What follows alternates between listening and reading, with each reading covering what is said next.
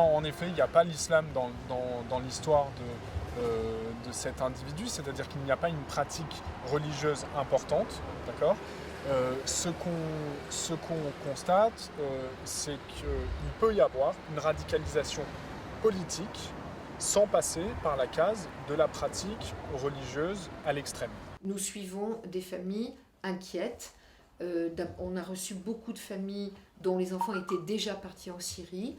On a composé un groupe qui s'appelle le groupe des parents solidaires et régulièrement donc nous les rencontrons, nous les soutenons également. Nous leur avons apporté beaucoup d'aide à la compréhension d'un phénomène qu'ils ne comprenaient pas. Donc ça c'est tout notre travail depuis maintenant 2 ans, depuis l'année 2014.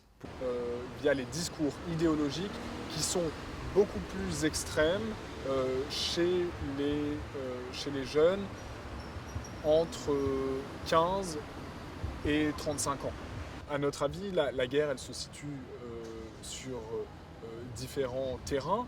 Et pour nous, le terrain le plus important, c'est le terrain idéologique sur lequel se fondent les bases de cette radicalisation. De cette inquiétude de voir de plus en plus de jeunes adhérer à ces positions d'abord idéologiques avec des souhaits, des velléités de départ pour le combat en Syrie. Effectivement, le djihad d'alors, c'était des jeunes qui voulaient partir essentiellement au début pour de l'humanitaire. Très rapidement, ça s'est transformé en un besoin de combattre, effectivement. Le mode opératoire n'est pas le même. C'est pas un individu qui s'est préparé longtemps à l'avance pour commettre ces attentats-là. Ça n'a pas nécessité une organisation et une structure très complexe, d'accord. C'est un individu qui a décidé à un moment donné de passer à l'action.